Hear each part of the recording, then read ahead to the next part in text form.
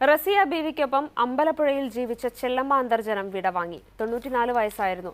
ആരോരുമില്ലാതെ railway ട്രാക്കിൽ ജീവനൊടുക്കാനെത്തിയ ചെല്ലമ്മ അന്തർജനത്തെ സമുദായ എതിർപ്പുകൾ മറികടന്ന് കൂടെ താമസിപ്പിച്ച് സംരക്ഷിച്ചത് റസിയ ബീവിയായിരുന്നു. ഞാനൊരു മാസം ആശുപത്രി എൻ്റെ അമ്മ വീണ കഴിഞ്ഞ മാസം 5-ാം തീയതി വീണ്. എൻ്റെ നോയമ്പും പെരുന്നാളും എല്ലാം എൻ്റെ അമ്മയായിരുന്നു. ശരിയാണ്, ചെല്ലമ്മ അന്തർജനം റസിയ ബീവിക്ക് അമ്മയായിരുന്നു, എല്ലാമായിരുന്നു. 17 വർഷം മുമ്പ് അമ്പലപ്പുഴ നീർക്കുന്നത്തെ റെയിൽവേ ട്രാക്കിൽ ജീവിതം അവസാനിപ്പിക്കാൻ എത്തിയതായിരുന്നു ചെല്ലമ്മ അന്തർജനം. ചെല്ലമ്മ അന്തർജനത്തെ റസിയ വീട്ടിലേക്ക് കൂട്ടിക്കൊണ്ടുവന്നു. ചെല്ലമ്മയ്ക്ക് വേണ്ടി തുളസിത്തറയും കിണറുമെല്ലാം ഒരുക്കിയ റസിയ ബീവി ചെല്ലമ്മയുടെ മതവിശ്വാസത്തെ അതുപോലെ സംരക്ഷിച്ചു.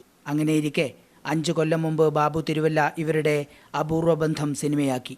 റസിയ ബീവിയായി അഭിനയിച്ച കൽപ്പനയ്ക്ക് മികച്ച സഹനടിക്കുള്ള ദേശീയ പുരസ്കാരം കിട്ടി. കൽപ്പനയും റസിയയുടെ വീട്ടിലെത്തിയിരുന്നു. ചെല്ലമ്മയെ സംരക്ഷിക്കാൻ എല്ലാ മാസവും ഒരു നിശ്ചിത തുക നൽകുമായിരുന്നു കൽപ്പന. അതിനിടെ കഴിഞ്ഞ മാസം വീട്ടിൽ തന്നെ വീണ് കാലിൻ്റെ എല്ല് പൊട്ടി. ആലപ്പുഴ മെഡിക്കൽ കോളേജ് ആശുപത്രിയിൽ ശസ്ത്രക്രിയ നടത്തി. ഈ മാസം 1-ാം തീയതി തിരികെ വീട്ടിലേക്ക് വന്നെങ്കിലും കഴിഞ്ഞ ദിവസം മരണത്തിന് കീഴടങ്ങുകയായിരുന്നു. അവസാനത്തെ ആഗ്രഹവും റസിയ ബീവി ഒരു മടിയും കൂടാതെ നടത്തിക്കൊടുത്തു.